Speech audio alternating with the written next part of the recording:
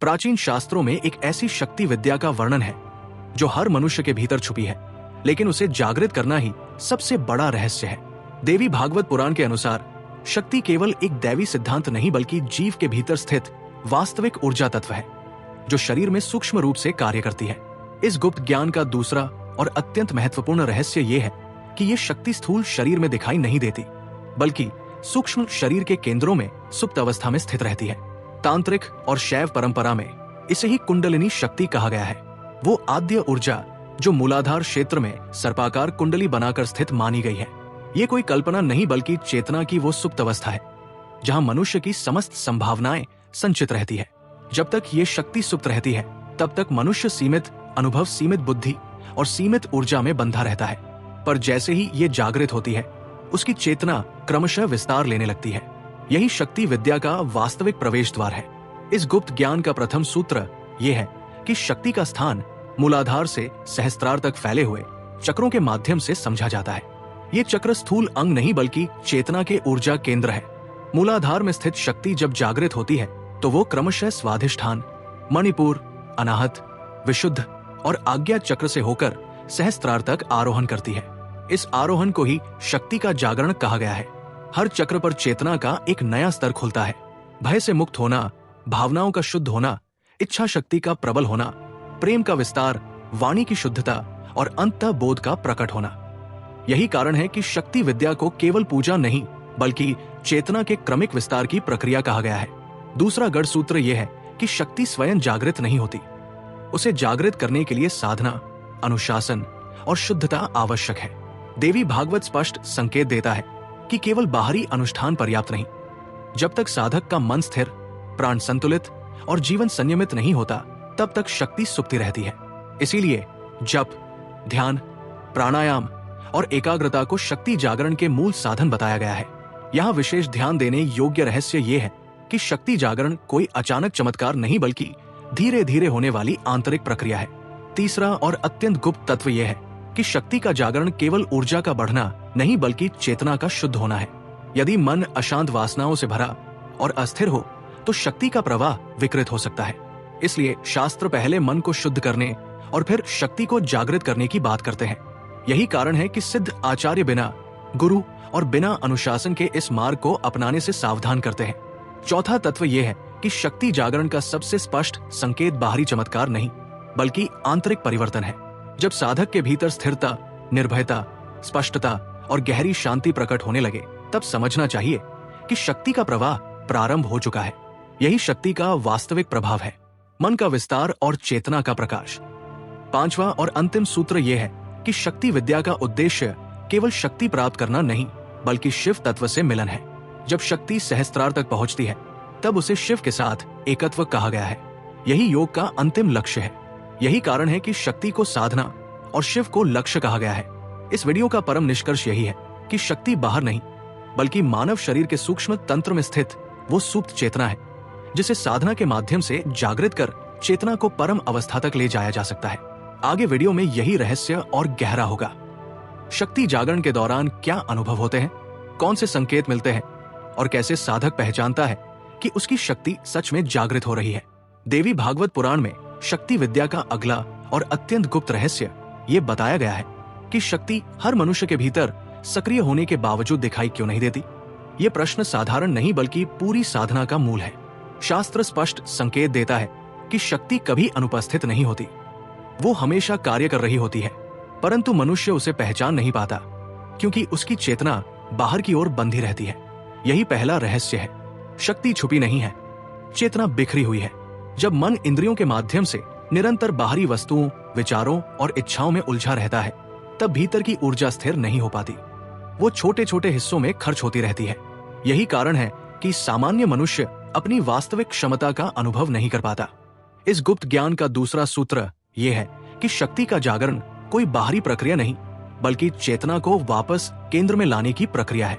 जैसे ही साधक अपने ध्यान को बार बार भीतर की ओर मोड़ता है वैसे ही बिखरी हुई ऊर्जा एकत्र होने लगती है। ये एकत्रीकरण ही शक्ति जागरण का प्रारंभ है। यहाँ समझने योग्य बात यह है कि शक्ति अचानक कहीं से आती नहीं बल्कि जो पहले से है वही स्पष्ट होने लगती है। तीसरा और अत्यंत महत्वपूर्ण रहस्य ये है कि शक्ति जागरण का पहला संकेत ऊर्जा का बढ़ना नहीं बल्कि अनावश्यक विचारों का कम होना है। जब मन शांत होने लगता है तो वही ऊर्जा जो पहले विचारों में व्यर्थ हो रही थी अब भीतर स्थिर होने लगती है। यही स्थिरता धीरे धीरे गहराई में बदलती है और साधक को पहली बार अपने भीतर की उपस्थिति का अनुभव होने लगता है। चौथा गूढ़ तत्व यह है कि शक्ति का प्रवाह हमेशा ऊपर की ओर नहीं जाता, वो पहले भीतर गहराई में उतरता है। बहुत से लोग सोचते हैं कि जागरण का अर्थ तुरंत ऊर्जावान अनुभव या विशेष दृश्य होना है, जबकि शास्त्र कहता है कि वास्तविक जागरण में साधक पहले अधिक शांत, अधिक स्थिर और अधिक साक्षी बनता है। यही वो अवस्था है जहां शक्ति पहली बार संतुलित रूप में प्रकट होती है। पांचवा और सबसे निर्णायक सूत्र यह है कि शक्ति जागरण को रोके रखने वाला सबसे बड़ा कारण अहंकार और भय है। जब मनुष्य अपनी पहचान, अपनी सीमाओं और अपने नियंत्रण को पकड़ कर बैठा रहता है तब ऊर्जा का प्रवाह रुक जाता है।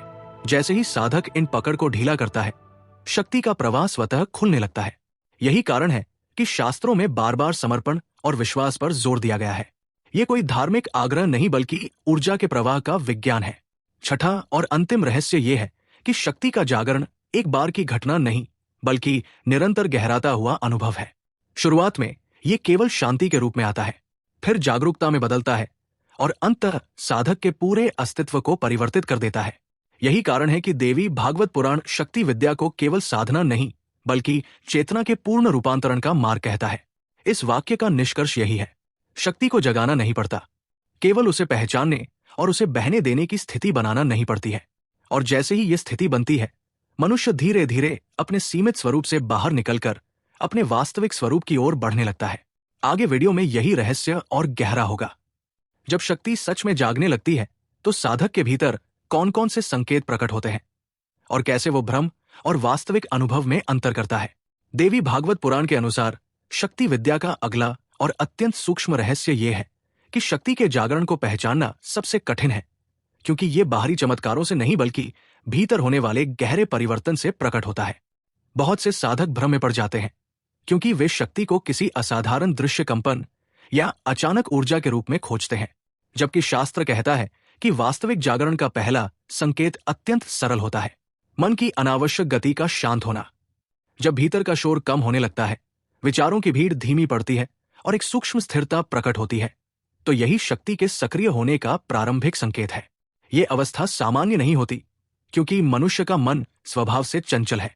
यदि वही मन सहज रूप से शांत होने लगे तो समझना चाहिए कि भीतर की ऊर्जा दिशा बदल रही है। यही पहला और सबसे महत्वपूर्ण संकेत है। दूसरा गुप्त संकेत यह है कि साधक के भीतर साक्षी भाव का उदय होने लगता है। वो अपने विचारों, भावनाओं और प्रतिक्रियाओं को पहले की तरह पकड़कर नहीं बैठता बल्कि उन्हें देखने लगता है। ये देखने की क्षमता ही शक्ति का सूक्ष्म कार्य है, क्योंकि शक्ति जब स्थिर होती है तो चेतना में स्पष्टता लाती है। जहां पहले हर छोटी बात पर प्रतिक्रिया होती थी वहां अब एक अंतराल आने लगता है। यही अंतराल जागरण का संकेत है। तीसरा और अत्यंत महत्वपूर्ण तत्व यह है कि शक्ति जागरण के साथ साधक के भीतर निर्भयता और आंतरिक स्थिरता बढ़ने लगती है। ये कोई बाहरी साहस नहीं बल्कि भीतर की एक ऐसी शांति होती है जो परिस्थितियों पर निर्भर नहीं करती। देवी भागवत का संकेत यही है कि जब शक्ति सक्रिय होती है तब मनुष्य बाहरी परिस्थितियों से कम प्रभावित होने लगता है, क्योंकि उसकी चेतना भीतर स्थिर होने लगती है। चौथा गढ़ संकेत यह है कि साधक के भीतर स्पष्टता और निर्णय शक्ति स्वतः बढ़ने लगती है। उसे बार बार भ्रम नहीं होता, ना ही वो छोटी छोटी बातों में उलझता है। ये इसलिए होता है क्योंकि शक्ति का प्रवाह बुद्धि को शुद्ध करता है और अनावश्यक संशय को हटाता है। पांचवा और सबसे सूक्ष्म संकेत यह है कि साधक के भीतर एक आंतरिक आनंद का अनुभव होने लगता है जो किसी बाहरी कारण पर आधारित नहीं होता। ये आनंद बहुत तीव्र नहीं बल्कि शांत और स्थिर होता है, जैसे भीतर कोई भार हल्का हो गया हो। यही आनंद शक्ति के जागरण का गहरा संकेत है, क्योंकि ये बताता है कि ऊर्जा अब बाहर नहीं भीतर केंद्रित हो रही है। छठा और अत्यंत आवश्यक ज्ञान यह है कि शक्ति जागरण में भ्रम भी हो सकते हैं। कभी कभी साधक को असामान्य अनुभव, शरीर में कंपन या भावनात्मक उतार चढ़ाव महसूस हो सकते हैं, पर शास्त्र स्पष्ट करता है कि ये सब अंतिम लक्ष्य नहीं है। यदि साधक इन अनुभवों में उलझ जाए तो वो मार्ग से भटक सकता है। इसलिए वास्तविक पहचान यही है, क्या मन अधिक शांत हो रहा है, क्या चेतना अधिक स्पष्ट हो रही है और क्या भीतर स्थिर आनंद बढ़ रहा है। यही सच्चे संकेत है। इसका परम निष्कर्ष यही है कि शक्ति जागरण कोई नाटकीय घटना नहीं बल्कि धीरे धीरे होने वाला आंतरिक रूपांतरण है जो साधक के पूरे दृष्टिकोण को बदल देता है। जब यह प्रक्रिया प्रारंभ हो जाती है तब मनुष्य बाहर की दुनिया को नहीं बल्कि अपने भीतर के सत्य को अधिक स्पष्ट रूप से देखने लगता है। यही वास्तविक शक्ति का उदय है। देवी भागवत पुराण के अनुसार शक्ति विद्या का अंतिम और सर्वोच्च रहस्य यह है कि शक्ति का उद्देश्य केवल जागरण नहीं बल्कि पूर्ण रूपांतरण है। साधारण समझ में लोग शक्ति को केवल ऊर्जा, सामर्थ्य या विशेष अनुभव मानते हैं, पर शास्त्र स्पष्ट करता है कि शक्ति का वास्तविक कार्य मनुष्य को उसके सीमित अस्तित्व से निकालकर उसके असीम स्वरूप का अनुभव कराना है। यही अंतिम उपदेश है। इस गुप्त ज्ञान का प्रथम तत्व यह है कि जब शक्ति पूर्ण रूप से संतुलित होकर प्रकट होती है तब साधक के भीतर कर्तापन की भावना समाप्त होने लगती है। उसे ये अनुभव होने लगता है कि जो कुछ भी घट रहा है वो किसी व्यक्तिगत प्रयास का परिणाम नहीं बल्कि एक व्यापक चेतना का प्रवाह है। यही वो अवस्था है जहां अहंकार धीरे धीरे विलीन होने लगता है। ये किसी विचार से नहीं बल्कि प्रत्यक्ष अनुभव से होता है। दूसरा गढ़ तत्व यह है कि शक्ति के पूर्ण जागरण के साथ साधक के भीतर द्वैत की भावना टूटने लगती है। वो स्वयं और संसार को अलग अलग नहीं देखता बल्कि एक ही चेतना के विभिन्न रूपों के रूप में अनुभव करता है। यही कारण है कि शास्त्र इसे अद्वैत की अवस्था कहता है। यहाँ साधक केवल जानता नहीं बल्कि अनुभव करता है कि जो शक्ति उसके भीतर है वही संपूर्ण सृष्टि में कार्य कर रही है। यही बोध शक्ति विद्या का केंद्र है। तीसरा और अत्यंत सूक्ष्म रहस्य यह है कि इस अवस्था में साधक का जीवन बाहर से सामान्य दिखाई दे सकता है, पर भीतर वो पूर्णतः स्वतंत्र होता है।